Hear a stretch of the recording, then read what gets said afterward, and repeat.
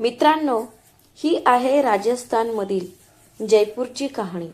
गुलाबी शहर जयपूर, जिथे हवेत इतिहासाचा सुगंध दरवळतो आणि जिथे रस्त्यांवर प्रेमाच्या हजारो कथा जिवंत आहेत. एके संध्याकाळी दिल्लीहून आलेली एक ट्रेन त्याच जयपूर रेल्वे स्टेशनवर थांबली. दारात उभ्या असलेल्या एक महिला ती खाली उतरली. ती सुमारे 32-33 वर्षांची असावी.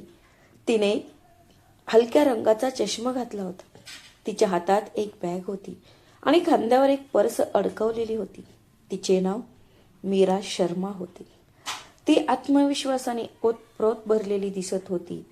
ती दिल्लीतील एक सुप्रसिद्ध फॅशन डिझायनर होती, जिचे लेहंगा मोठ्या शोरूममध्ये विकले जात असत. पण मित्रांनो, तिच्या चेहऱ्यावरचे तेज निर्विवाद होते आणि मनाची अवस्था नेहमी सारखी नसते. मीराने प्लॅटफॉर्मवर पाऊल ठेवताच तिची पावले आपोआप थांबली. 5 वर्षानंतर 5 वर्षांनी ती याच शहरात परत आली होती. त्याच शहरात जिथे तिचं लग्न झालं होतं, त्याच शहरात जिथे तिला पहिलं बाळ झालं होतं आणि त्याच शहरात जिथे न्यायालयात त्याच्या 7 जन्मांच्या नात्यावर घटस्फोटाने शिक्कामोर्तब झाले होते. संध्याकाळ होत होती. ऑटो रिक्षाचे आवाज, चहाच्या टपऱ्यांमधून निघणारी वाफ आणि दूर कुठेतरी वाजणारी एखादी जुनी गाणी. मीना स्क्रीनवर तिची मैत्रीण रितूचा एक मेसेज झळकला. त्यात लिहिले होते, मीरू, तू नक्की येणार आहेस ना? मी तुझ्याशिवाय मंडपात बसणार नाही. मी तुला सांगते, माझं प्रेम लग्नात असायलाच हवं. हा संदेश वाचून मीराच्या ओठांवर हलकेसे स्मित उमटले. रितू, तिची बालपणीची मैत्रीण, शाळेतील ती मैत्रीण जिच्यासोबत ते दुपारचे जेवण करायची, ती कॉलेजमधली सोबती जिच्यासोबत ती आपली स्वप्ने वाटून घ्यायची आणि ती जीवनसाथी जिच्या खांद्यावर ती डोके ठेवायची. घटस्फोटानंतर मी रात्रभर रडत असे. रितूचं लग्न होत होतं आणि मीराची इच्छा असूनही ती नकार देऊ शकत नव्हती. पण मित्रांनो, माझ्या मनात भावना दाटून आल्या. भीती होती, एक अव्यक्त अज्ञात भीती. जयपूरला परतणे म्हणजे 5 वर्षांपूर्वी आपल्या धाडसी मोहिमेने बंद केलेल्या आठवणींचे दार पुन्हा उघडणे होते. जयपूरच्या रस्त्यांवर टॅक्सी वेगाने जात असताना मीरा खिडकीतून बाहेर पाहत होती. हवा महलच्या लखलखत्या भिंती, जोहरी बाजाराची भव्यता, चांदपोल गर्दी, सगळं काही तसंच होतं. शहर अजिबात बदललं नव्हतं, फक्त मीरा बदलली होती. 5 वर्षांपूर्वी जेव्हा ती हे शहर सोडून गेली होती, तेव्हा तिच्या डोळ्यात अश्रू होते, तिच्या हृदयात एक जखम होती. आज तिचे डोळे यशाने चमकत होते, पण तिच्या हृदयातली जखम, मित्रांनो, ती अजूनही तशीच होती. ती ताजी नव्हती, पण बरीही झाली नव्हती. वाटेवर टॅक्सी लाल सिग्नलला थांबली. मीराची नजर रस्त्याच्या कडेला असलेल्या एका चहाच्या टपरीवर पडली. तिथे एक जोडपे उभे होते. मुलगा आपल्या कुल्हडतून मुलीला चहा देत होता. तो जबरदस्ती करत होता आणि ती मुलगी हसून नकार देत होती. फक्त हे दृश्य आणि मीराच्या डोळ्यात पाणी आले. तिला आठवले की प्रत्येक पावसात कोणीतरी तिला ते करायला भाग पाडत असे. तो कुल्हड घालून चहा द्यायचा. कोणीतरी म्हणायचं, मीरा, कुल्हडमध्ये चहाची चव सर्वात चांगली लागते, अगदी जसं प्रेमाची चव संयमातच खरी लागते. मीराने पटकन डोळे फिरवले आणि स्वतःशीच म्हणाली, नाही मीरा, तू इथे रितूच्या लग्नासाठी आली आहेस, दिखाव्यासाठी नाही. 3 दिवस, फक्त 3 दिवस आणि मग तू पुन्हा दिल्लीला जाशील. पण मित्रांनो, त्या 3 दिवसात नियतीने मीरासाठी असे काहीतरी ठरवून ठेवले होते, ज्याची तिला काहीच कल्पना नव्हती. हॉटेलमध्ये पोहोचल्यावर रितू धावत आली आणि तिने मीराला अशी मिठी मारली, जणू काही वर्षानुवर्ष तहानलेल्या पृथ्वीवर पाऊसच पडला होता. मीरू, तू आलीस? माझा विश्वासच बसत नाही. ऋतूचे डोळे आनंद अश्रूंनी भरले होते. मीराने तिला घट्ट मिठी मारली.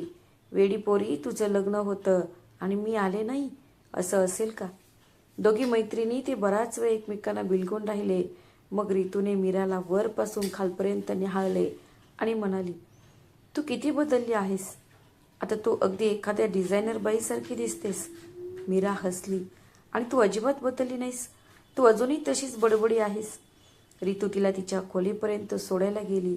ती दारात थांबली आणि क्षणभर मीराकडे एकटक पाहत राहिली. तिने तिचा हात धरला आणि हळू आवाजात विचारले, मीरू, तू ठीक आहेस ना? म्हणजे? जयपूरला आल्यानंतर मीराने हसण्याचा प्रयत्न केला. हो रितू, मला नक्कीच शंका आहे. 5 वर्षांपूर्वी ते सगळं आत्ता होऊन गेलं. रितू काहीतरी बोलण्याचा प्रयत्न करत होती. तिचे होठ हलले, पण मग ती थांबली. ती सहज म्हणाली, आराम करा, उद्या मेहंदी आहे. आणि हो मीरू, कधी कधी आयुष्य असं वळण घेतं ज्याची आपण कधी कल्पनाही केली नसते. फक्त तुझं मन खंबीर ठेव. रितू त्या क्षणी मीरूलाही कल म्हणाली.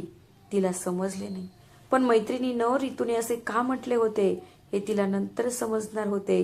त्या रात्री मीरा खोलीत एकटीच बसली होती. बाहेरून दिसणारे लग्न, शेजारच्या घरातून आवाज येत होता, ढोलकाचा आवाज, बायकांची गाणी, मुलांच्या किंकाळ्या. मीराने तिची बॅग उघडली. तिच्या कपड्यांखाली, तिच्या अत्यंत साध्या पोशाखात तिने एक जुनी डायरी जपून ठेवली होती. ती तपकिरी रंगाची होती आणि तिच्या कडा फाटलेल्या होत्या. काही कारणास्तव दिल्ली सोडताना तिने ती आपोआप तिच्या बॅगेत ठेवली होती. थरथरत्या हाताने डायरी उघडली. मधल्या पानांमध्ये एक चित्र दडलेले आहे. चित्रात 2 माणसे होती. एक म्हणजे ती स्वतः, लाल बांगड्यांनी सजलेली, हात कपाळावर, विफीचा आणि डोळे. माझं मन जगातल्या सगळ्या आनंदाने भरून गेलं होतं. आणि तिच्या शेजारी एक उंच, सावळा, शांत दिसणारा माणूस उभा होता. आदित्य राठोड, तिचा नवरा, तिचा बळी, घटस्फोटित पती. फोटोमध्ये ते दोघे इतके आनंदी दिसत होते की एके दिवशी ते न्यायालयात एकमेकांसमोर उभे राहतील याचा कोणीही अंदाज बांधला नव्हता.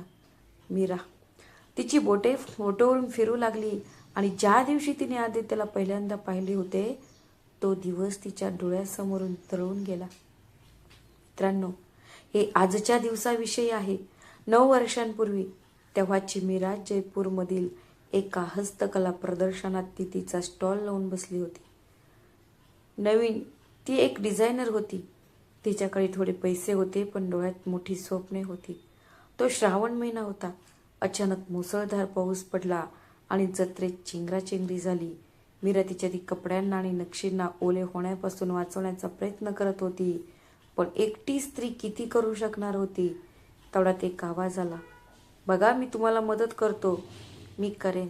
तो मागे वळला आणि तिने पाहिले की एक माणूस तिच्या उत्तराची वाट न पाहता तिच्या गोठ्यावर ताडपत्री ओढू लागला होता. तो पूर्णपणे भिजला, पण मीराची एकही रचना खराब झाली नाही. पाऊस थांबल्यावर मीराने तिचे आभार मानले. तो माणूस हलकेच हसला आणि म्हणाला, तुमची डिझाईन सुंदर आहेत. ती ओली व्हायला नको होती. कष्टाला किंमत नसते असे म्हणून तो निघून गेला. त्याने त्याचे नाव सांगितले नाही किंवा माझा नंबरही मागितला नाही. पण मित्रांनो, काही लोक काहीही न मागता तुमच्या हृदयाचा एक तुकडा चोरून नेण्यात यशस्वी होतात. नशिबाचाच खेळ बघा. 2 महिन्यानंतर तोच माणूस पुन्हा मीरासमोर हजर झाला. ते घडलं यावेळी एका नात्याच्या बाबतीत. त्याचं नाव आदित्य आहे. हे कळलं आहे. राठोड जयपूरमधील त्याचं कुटुंब पारंपरिक हस्तकला आणि वस्त्र व्यवसायात गुंतलेला आहे आणि त्याची आई स्वतः लग्नाचा प्रस्ताव घेऊन आली होती. जेव्हा मीराला कळले की हा तोच माणूस आहे जो पावसात भेटला होता, तेव्हा तिच्या हृदयाने लगेच होकार दिला. लग्न पार पडले आणि पहिली 2 वर्ष, मित्रांनो, ती 2 वर्ष मीराच्या आयुष्यातील सर्वात सुंदर वर्ष होती. आदित्य कमी बोलायचा, पण तो तिला नेहमी तिची काळजी घ्यायला सांगायचा. मीराला सकाळी उठल्याबरोबर आल्याचा चहा हवा असायचा आणि आदित्य तिला तो कधीच चुकू देत नसे. मीरा रात्री उशिरापर्यंत डिझाईन काढत असे, तर आदित्य शांतपणे तो तिच्या बाजूला काहीही न बोलता फक्त तिच्या सोबतीसाठी बसायचा. तो म्हणायचा, मीरा, तुझी स्वप्न फक्त तुझीच नाहीत, ती माझीही आहेत. एक दिवस तुझा स्वतःचा एक मोठा ब्रँड असेल आणि त्या दिवशी मी सर्वात आनंदी असेन. आणि मीरा, त्याच्या ह्या शब्दांसाठी मीरा जीव द्यायलाही तयार झाली असती. पावसाळ्यात ती दोघी गच्चीवर बसून कुल्हाडातून चहा प्यायचे. आदित्य म्हणायचा, मीरा, कुल्हाडात चहाची चव छान लागते, अगदी जसं संयमात प्रेमाची चव छान लागते. त्यावेळी मीराला याचा अर्थ कळला नाही. मित्रांनो, तिला हे खूप उशिरा समजले. मग हळूहळू गोष्टींनी वेगळे वळण घेतले. 3ऱ्या वर्षापासून परिस्थिती गोष्टी बदलू लागल्या. आदित्यच्या वडिलांचे निधन झाले होते आणि संपूर्ण व्यवसाय आदित्यच्या खांद्यावर आला होता. तो सकाळी लवकर निघायचा आणि रात्री घरी परतायचा. मीरा आणि तिची सासू घरीच राहिल्या. तिची सासू वाईट नव्हती, पण ती जुन्या विचारांची होती. तिला सोनेचे काम, स्टॉल लावणे आणि बाहेरच्या पुरुषांपासून दूर राहणे आवडायचे. मला व्यवहार करायला आवडत नव्हते. टोमणे सुरू झाले. आमच्या घरातल्या सुना घर सांभाळतात, दुकानं नाही. आम्हाला बाळ कधी होणार, की डिझायनिंग झाल्यावर होईल. मीरा दिवसाची टोमणे मनात दाबून ठेवायची. रात्री आदित्यची वाट पाहायची. त्याच्या येण्याने आपल्या मनाला हलके वाटेल या आशेने. पण जेव्हा आदित्य आला तो इतका थकायचा की जेवण करताच झोपी जायचा. हळूहळू संभाषणे कमी झाली. मित्रांनो, हे काळजीपूर्वक ऐका. नात्यांमधील दुरावा हे कधीच सकारात्मक चिन्ह नसते. सुरुवातीला संभाषण छोटी असतात, मग भेटीगाठी छोट्या होतात आणि मग एके दिवशी माझ्या लक्षात येतं की दोन माणसे एकाच छताखाली राहत असूनही ते एकमेकांसाठी अनोळखी झाले होते. याच काळात मीराला तिच्या आयुष्यातील सर्वात मोठी संधी मिळाली. दिल्लीतील एका नामांकित फॅशन हाऊसने तिची डिझाईन्स पाहून तिला एक कॉन्ट्रॅक्टर देऊ केले. तिने दिल्लीला येऊन तिथे काम करण्यासाठी आमंत्रित केले. तिने तिला स्वतःचा ब्रँड सुरू करण्याची सुवर्ण संधीही दिली. मीराला खूप आनंद झाला. त्या रात्री ती छान तयार होऊन आदित्यच्या येण्याची वाट पाहत होती. तिने जेवण बनवले आणि दिवे लावले. पण आदित्य त्या रात्री खूप उशिरा परत आला आणि त्याचा चेहरा मीरासारखाच थकलेला आणि चिंताग्रस्त होता. मी ते यापूर्वी कधीही पाहिले नव्हते. मीराने तरीही उत्साहाने तिची बातमी सांगितली. आदित्य, मला दिल्लीहून ऑफर आली आहे. माझं स्वप्न, मला माझी स्वतःची ब्रँच हवी होती. आदित्यने तिला मिठी मारून तिचे अभिनंदन करावे, पण आदित्य काही वेळ गप्प राहिला. मग हळू आवाजात म्हणाला, मीरा, आत्ता आत्ता ही योग्य वेळ नाही. फक्त काही महिने, बस एवढंच. पण मीरासाठी हे इतकं सोपं नव्हतं. तिला वाटलं की तिची स्वप्न नाकारली गेली आहेत. तिने विचारलं, का आदित्य? मी कशाला वाट पाहू? तुलाही वाटतं का की स्त्रीचं स्थान फक्त घरातच असतं? आदित्य म्हणाला, तसं नाहीये मीरा, काहीतरी वेगळंच आहे. मी तुला आत्ताच सांगतो. आणि मित्रांनो, त्याच वाक्यामुळे सगळ्या गोष्टींना सुरुवात झाली. मी तुम्हाला आता सांगू शकत नाही. मीरा रडली. काय सांगू शकत नाही? मी कित्येक महिन्यांपासून वाट बघत आहे. जेव्हा तुला फोन येतात तेव्हा तू बाहेर जाऊन बोलतोस. तू तुझ्या अकाउंटच्या फाईल्स लपवतोस. तू रात्रभर जागा राहतोस. काय चालले आदित्य? हो, काय चालले आदित्य? आदित्यने मान झुकवली आणि सहज म्हणाला, मीरा, माझ्यावर विश्वास ठेव. पण विश्वास, मित्रांनो, विश्वास म्हणजे दारू पिण्यासारखं. असं घडतं जे शंकेच्या एकाच घावाने शमवलं जातं. आणि मग तो दिवस आला ज्याने उरलेलं काम पूर्ण केलं. एके दुपारी मीरा बाजारात गेली. आदित्य शहरात एका कॅफेच्या बाहेर एका स्त्रीसोबत उभा होता. ती सुशिक्षित आणि सुसंस्कृत होती. आदित्य तिला काहीतरी करत होता. ती स्त्री त्याच्याकडे झिपावत होती. ती आदित्यच्या खांद्यावर हात ठेवून त्याला काहीतरी समजावून सांगत होती. आदित्यच्या डोळ्यात पाणी आले होते. मीरा जागेवरच खिळून उभी राहिली. तिच्या हातातल्या वस्तू तिच्या हातातून निसटल्या. रात्री घरात वादळ सुरू झाले. मीराने विचारले, ती कोण होती? आदित्य म्हणाला, मीरा, ती कामातली होती. मीरा मध्येच म्हणाली, खोटारड्या, मी कामात व्यस्त असताना. आदित्य, माझे अश्रू थांबत नाहीत. तू कित्येक महिन्यांपासून माझ्यापासून काहीतरी लपवत आहेस. फोन, फाईल्स, जागरण आणि आता ही बाई. मला सगळं कळते. आदित्य म्हणाला. पहिल्यांदाच तो मोठ्याने म्हणाला, मीरा, तुला काहीच कळलं नाही, काहीच नाही. आणि कदाचित तुला हेच कळावं अशी माझी इच्छा आहे. शांतता पसरली. मीराच्या डोळ्यात पाणी दाटून आले. ती थरथरत्या आवाजात म्हणाली, ठीक आहे आदित्य, ज्या घरात माझ्या प्रश्नांची उत्तरे मिळत नाहीत तेच माझं घर आहे. जागा नाहीये. मी दिल्लीला जाते, कायमचं. मित्रांनो, रागाच्या भरात घेतलेले निर्णय आणि घाईघाईत बोललेले शब्द या दोन्ही गोष्टी आयुष्यभर अडवतात. मीराला वाटलं होतं की आदित्य तिला थांबवेल, तो तिचा हात धरून तिला जाऊ नकोस म्हणेल, पण आदित्य गप्प राहिला, अगदी गप्प. आणि मीराने ती शांतता पाहिली. मला त्याचे उत्तर समजले. पुढे जे घडले ते खूप पटकन घडले. ही बातमी वडीलधाऱ्यांपर्यंत, त्यांच्याकडून वकिलापर्यंत पसरली. आदित्यने मीराला थांबवलेही नाही आणि मागे वळूनही पाहिले नाही. त्याचा अहंकार पुढे जात होता, तर प्रेम मागे रडत होते. घटस्फोटाच्या दिवशी जयपूरमध्ये मुसळधार पाऊस पडला, अगदी त्याच पावसात ज्यात त्यांची पहिली भेट झाली होती. कोर्टाच्या पायऱ्यांवर शेवटचे ते दोघे पुन्हा समोरासमोर आले. मीराला अजूनही आठवत होतं. आदित्यने तिला पाहिलं होतं. त्या दिवशी त्याच्या डोळ्यात काहीतरी होतं, असं काहीतरी जे ओरडत होतं.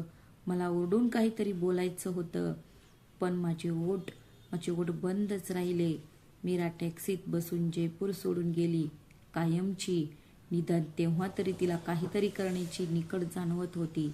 जेव्हा तिने डोळे मिटले तेव्हा मीराच्या डोळ्यात पाणी आले होते. रात्रीचे 2 वाजले होते. तिने तो फोटो परत डायरीत ठेवला आणि स्वतःशीच म्हणाली, बस झाले मीरा, पुरे. उद्या मेहंदी आहे. तुला ऋतूसाठी हसायलाच हवं. पण मित्रांनो, त्या रात्री मीराच्या डोळ्यांना झोपला काही केल्या लागत नव्हती. दुसऱ्या दिवशी संध्याकाळी मेहंदीचा कार्यक्रम होता. संपूर्ण बाग पिवळ्या हिरव्या फुलांनी भरून गेली होती. ढोल वाजत होते. वातावरण हास्याने भरून गेले होते. मीराने हलका हिरवा सूट घातला. ती ऋतूच्या बाजूला बसली आणि ती तिच्या हातावरच्या मेहंदीकडे बघत होती. आणि तिच्या 2 मैत्रिणी जुन्या आठवणींना उजाळा देत हसत होत्या. खरं सांगायचं तर मैत्रिणींनो, 5 वर्षात पहिल्यांदाच मीरा मनसोक्त हसत होती.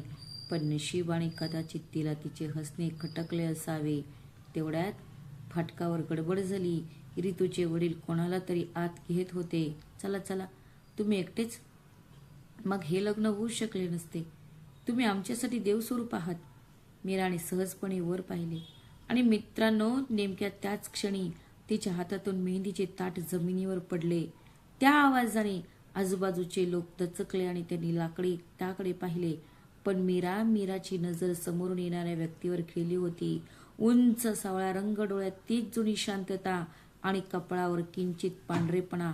आदित्य राठोड. 5 वर्षानंतर अगदी तिच्या डोळ्यांदेखत मीराला असं वाटलं की जणू कोणीतरी तिच्या पायाखालची जमीनच खेचून घेतली आहे. तिचा आवाज इतका जोरात घुमत होता की आजूबाजूच्या लोकांनाही तो ऐकू येईल असे त्याला वाटले. आणि पलीकडे आदित्य. मीराला पाहताच आदित्यची पावलेही थांबली. एक क्षण, अगदी एक क्षण, पण त्या एका क्षणात 5 वर्षांची सगळी शांतता, सगळे प्रश्न, सगळ्या जखमा एकाच वेळी जागृत झाल्या. ऋतूने घाबरून मीराचा हात पकडला. मीरू, मला तुला सांगायचं होतं, पण मला भीती वाटली की तू येणार नाहीस. तो इथे काय करतोय ऋतू? ऋतूने मान चुकून हळूच सांगितले. मीरू, या लग्नात आदित्यची सर्वात खास पाहुणे आहेत. बाबांनी त्यांना बोलवलं आहे. आणि तू मला का बोलवले आहेस? वेळ आल्यावर तुला कळेल. मैत्रिणींनो, त्यावेळी मीराला कल्पनाही नव्हती की ऋतूच्या एका वाक्यामागे किती मोठे रहस्य दडलेले होते. त्या संध्याकाळी मीराने आदित्यची नजर टाळली. पण आश्चर्यकारक गोष्ट ही होती की आदित्यने तिच्याशी एकदाही जवळीक साधण्याचा प्रयत्न केला नाही.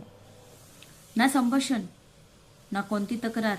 तो फक्त एकदाच दुरून आदराने हलकेच हसला. जणू काही म्हणत होता, मी इथे आहे, पण तुम्हाला त्रास द्यायला आलेलो नाही. आणि मित्रांनो, हीच त्याची सभ्यता होती. त्यामुळे मीरा आतून हादरून गेली. जेवणाच्या वेळी मीरा पाणी घेण्यासाठी काउंटरपाशी गेली. जग रिकामा होता. ती आजूबाजूला पाहत असतानाच एक माणूस मागून तिच्या जवळ आला. एका हाताने तिच्या दिशेने पाण्याचा ग्लास पुढे केला. जेवणासोबत पाणी नाही घेतलं तर जेवणच करत नाहीस. तुझी ही सवय अजून सुटलेली नसावी. तो आवाज, तोच खोल स्थिर आवाज. मीरा मागे वळली. आदित्य तिच्या समोर उभा होता. 5 वर्षानंतर इतक्या जवळ. मीराने ग्लास धरला होता, पण तिला सोडून आदित्यने शांतता भंग केली. मीरा, तू कशी आहेस? 3 शब्द, फक्त 3 शब्द, पण त्या 3 शब्दांनी मीराच्या मनातल्या 5 वर्षांच्या समुद्राला उचंबळून आणले.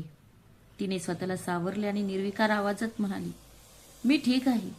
तुम्ही कसे आहात? तुम्ही हे बोलताना मीराची जीभच गोठली. ती त्या माणसाला आधी म्हणायची, पण आज त्याला तुम्ही म्हणत होती. आदित्यच्या चेहऱ्यावर एक मंद स्मित उमटले. मी जिवंत आहे आणि मी तुझे डिझाईन्स पाहिले आहेत. गेल्या महिन्यात एका मासिकात तुम्ही खूप पैसे कमवले आहेत. मला मला नेहमीच विश्वास होता की तुम्ही कमवाल. तो क्षणभर थांबला, मग हळूच पुढे म्हणाला, पोटभर जेवण कर. तुझी कामं अर्धवट सोडण्याची सवय बदलू नकोस. म्हणजे ती सवयच बदल. आणि तो निघून गेला. मीरा हातात ग्लास घेऊन तिथेच उभी राहिली. मित्रांनो, जेव्हा कोणी आपला द्वेष करतं तेव्हा आपल्याला सर्वात जास्त वेदना होत नाहीत, तर असं दिसून येतं की आपण मागे सोडलेल्या व्यक्तीला आपल्या लहान सहान सवयी अजूनही आठवतात.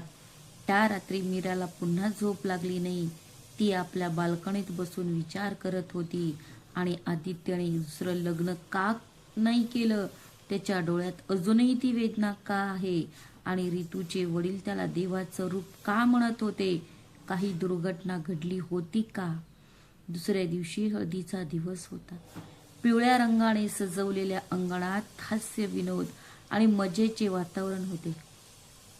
विधींच्या ऐन मध्यभागी एक लहान मूल अचानक धावत आले आणि त्याने हळद फेकून दिली आणि सगळी हळद मीराच्या दुपट्ट्यावर पडली. मीरा घाबरली आणि दुपट्टा साफ करू लागली. तेवढ्यात अचानक काही न बोलता तिच्या समोर एक पांढरा रुमाल प्रकट झाला. मीराने वर पाहिले. आदित्य, ही जुनी सवय आहे, माफ कर, असं म्हणत त्याने मीराला रुमाल दिला आणि तो मागे सरकला. मीरा तो रुमाल हातात धरून तिथेच उभी राहिली. ते गायब झाले होते. रुमालाच्या कोपऱ्यावर धाग्याने एक लहान यम अक्षर विणलेले होते. मीराच्या हृदयाची धडधड वाढली. हा तोच रुमाल होता. मीराने स्वतः तिच्या लग्नाच्या पहिल्या वर्षी तो वापरला होता. तिने आदित्यच्या रुमालावर स्वतःच्या हाताने यम अक्षर कोरले होते आणि हसून म्हणाली होती, आता तुझ्या मालकीच्या प्रत्येक गोष्टीवर माझे नाव असेल. 5 वर्षानंतरही ती अजूनही त्या माणसाने तोच रुमाल आपल्या खिशात ठेवला होता. मित्रांनो, प्रेम म्हणजे भव्य दिव्य आश्वासने नव्हेत. प्रेम अशा छोट्या छोट्या गोष्टींमधूनच व्यक्त होते, जो आता संपूर्ण जग पाहू शकेल. काही फरक पडत नाही. संध्याकाळी एक संगीत कार्यक्रम आयोजित करण्यात आला होता. रंगीबिरंगी दिव्यांच्या प्रकाशात सर्वजण नाचत आणि गात होते.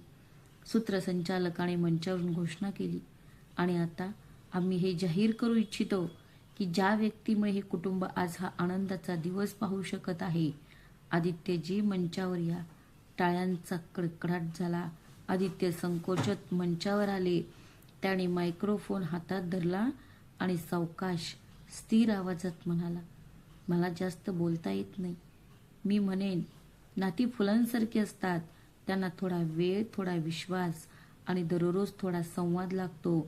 ज्या दिवशी संवाद थांबतो, मित्रांनो, नातं त्या दिवशी संपत नाही.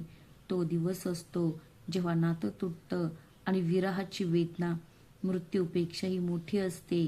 संपूर्ण उपस्थित जनसमुदाय टाळ्यांच्या कडकडाटाने दुमदुमला.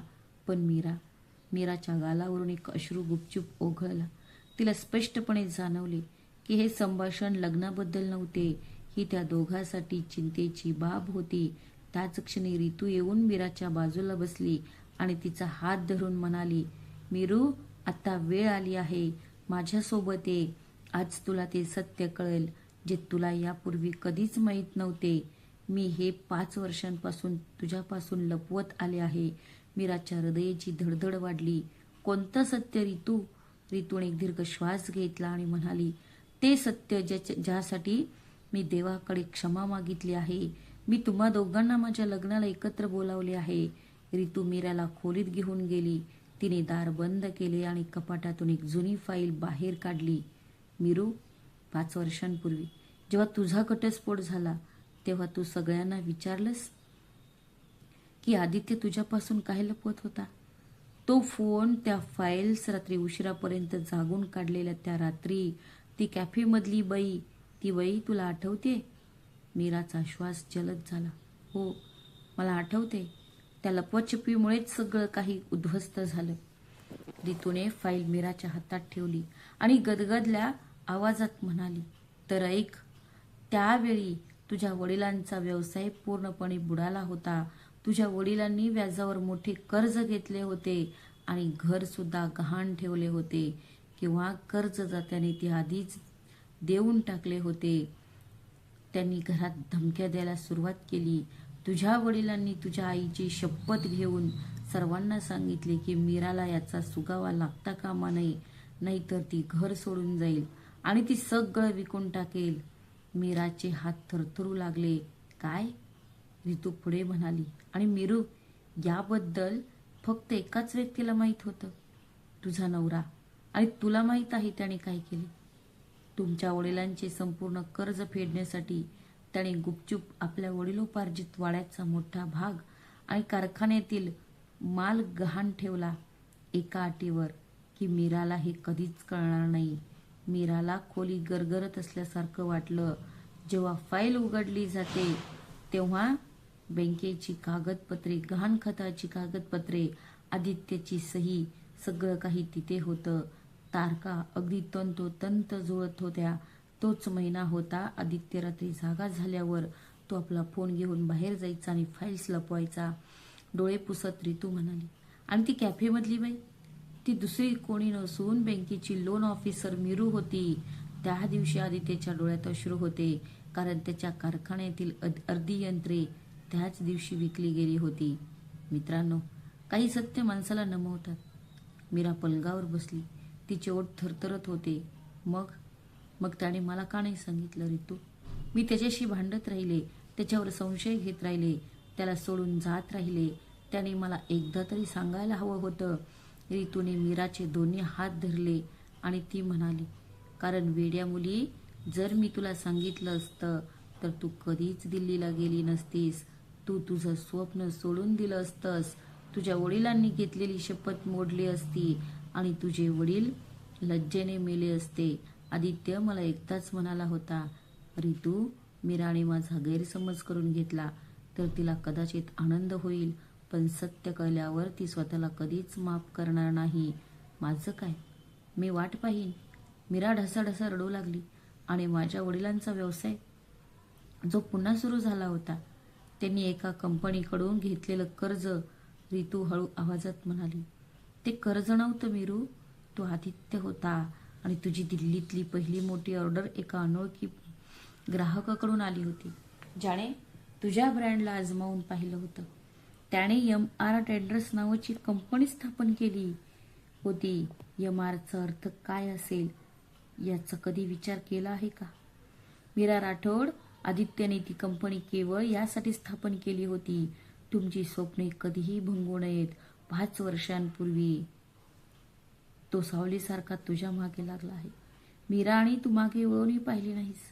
मित्रांनो, कल्पना करा की जर त्या स्त्रीच्या हृदयाला काय झाले असेल, जिला 5 वर्षानंतर कळले की ज्या माणसाला तिने बेवफा समजून सोडून दिले होते तोच तिच्या सर्व यशासाठी जबाबदार आहे. तो शांतपणे आपल्या आयुष्याच्या विटा पायाभरणी करत राहिला. मीरा त्याच अवस्थेत डोळ्यात अश्रू आणि हातात हात घेऊन खोलीतून बाहेर पडली. तीच फाईल. तिला काही ऐकू येत नव्हतं, काही दिसत नव्हतं, फक्त एक चेहरा, आदित्यचा चेहरा. ती त्याला हॉटेलच्या बागेत शोधायला गेली. आदित्य तिथे चांदण्यात हातात चहाचा कप घेऊन एकटाच बसला होता. मीराला पाहताच तो उठून उभा राहिला. मीराने फाईल त्याच्या समोर ठेवली आणि ओरडून म्हणाली, आदित्य, का तू हे सगळं का केलंस आणि मला का नाही सांगितलंस? मी 5 वर्ष तुझा गैरसमज करून घेतला. 5 वर्ष आदित्य, मी तुझा द्वेष करत राहिले आणि तू माझ्या स्वप्नांखाली उभा राहून त्यांना खांद्यावर वागवत राहिलीस का? आदित्य क्षणभर गप्प राहिला. मग त्याच दबक्या आवाजात तो पुढे म्हणाला, कारण मीरा, प्रेम ही व्यक्त करण्याची गोष्ट नाही, ती जपण्याची गोष्ट आहे. त्यावेळी तुझ्यासमोर 2 मार्ग होते, तुझं स्वप्न आणि तुझं कुटुंब. आणि मला माहित होतं, एकदा का तुला सत्य कळलं की ती तुम्हा दोघांना वाचवण्यासाठी स्वतःचा नाश करून घेईल. मला ते दिसत होतं, म्हणून मी तिसरा मार्ग निवडला. मी स्वतःचा नाश करून घेतला. मीरा रडत आणि ओरडत म्हणाली, आणि घटस्फोट. तुम्ही माझ्याकडे एकटक बघायचे. तुम्ही मला कोरडाच्या पायऱ्यांवर पाहिलं होतं. तुम्ही एक शब्द बोलू शकला असता. आदितीच्या डोळ्यात पहिल्यांदाच पाणी आले. तो थरथर त्या आवाजात म्हणाला, मीरा, माझ्या खिशात तुझ्या वडिलांच्या कर्जाची शेवटची कागदपत्र होती. मी एक शब्द जरी बोललो असतो तर सगळं काही उघड झालं असतं. म्हणून मी तोंड बंद ठेवली आणि तुला जाऊ दिलं. प्रेम म्हणजे मिळवणे, पण मी शिकले आहे की कधी कधी प्रेम म्हणजे सोडून देणे असते. बागेत शांतता पसरली होती. दूरच्या मंडपातून फाटक मंत्र घुमत होते आणि इथे 2-5 वर्षांची तुटलेली मनं एकमेकांसमोर उभी होती. मीराने आपले अश्रू पुसले आणि हळूच विचारले, आणि आता आता काय आदित्य? 5 वर्ष आपण ते गमावलं. मी तुझ्यावर संशय घेतला, तुझा अपमान केला, तुला सोडून गेले. तू मला कधी माफ करशील का? आदित्य किंचित हसला. तेच जुनं हसू. तो हसला त्याच्या जुन्याच हास्याने आणि म्हणाला, सॉरी मीरा, ज्या दिवशी तू कोर्टात माझ्याकडे शेवटचे मागे येऊन पाहिलंस, मी तुला त्याच दिवशी माफ केलं होतं. हो, मी केलं. त्यात फक्त तुझीच चूक नव्हती. मी सुद्धा गप्प बसलो होतो. नाती ओरडण्याने तुटत नाहीत मीरा, ती शांततेने तुटतात, आणि त्या शांततेत माझाही अर्धा वाटा होता. थरथरत्या हाताने मीराने आदित्यचा जुना रुमाल बाहेर काढला, ज्यावर यम अक्षर विणलेले होते. तू ते जपून ठेवलं? आदित्य हळू आवाजात म्हणाला. फक्त रुमालच नाही मीरा, मी सगळंच ठेवलंय.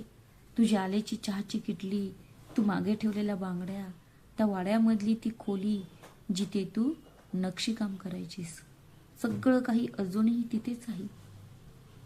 ते घर 5 वर्षांपासून तुझी वाट बघत आहे, आणि त्या घरापेक्षाही जास्त मी. मित्रांनो, नेमक्या त्याच क्षणी हलक्या पावसाला सुरुवात झाली. तोच पाऊस ज्यात 9 वर्षांपूर्वी त्यांची पहिली भेट झाली होती. तोच पाऊस ज्यात ते 5 वर्ष एकमेकांपासून दूर होते. आणि आज त्याच पावसात मीराने तेच केले जे तिने 5 वर्षांपूर्वी करायचे ठरवले होते. तिने हात पुढे करून आदित्यचा हात धरला.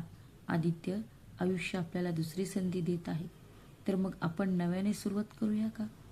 यावेळी कोणतीही गुपिते नसतील, कोणतीही शांतता नसेल.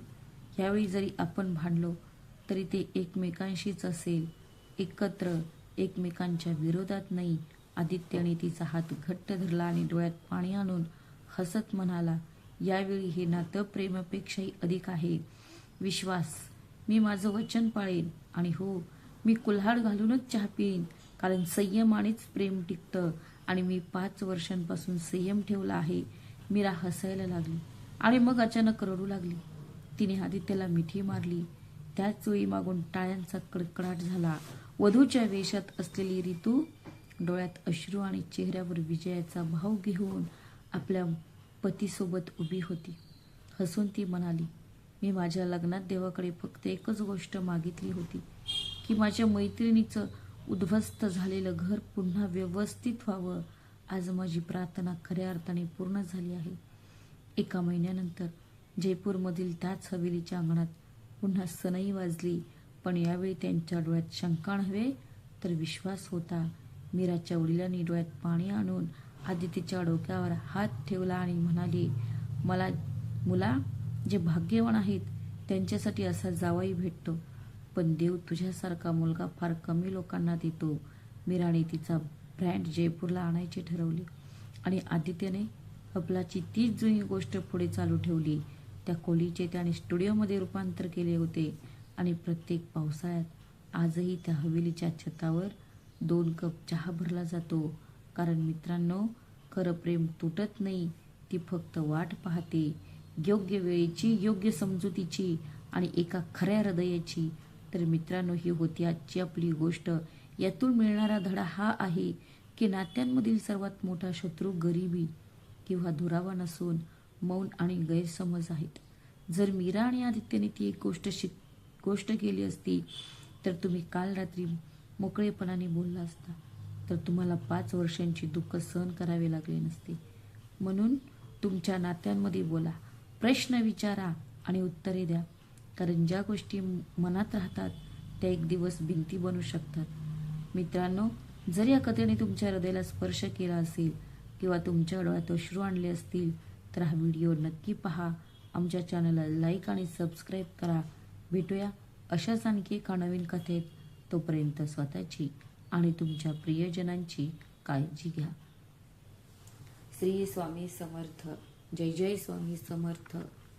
धन्यवाद.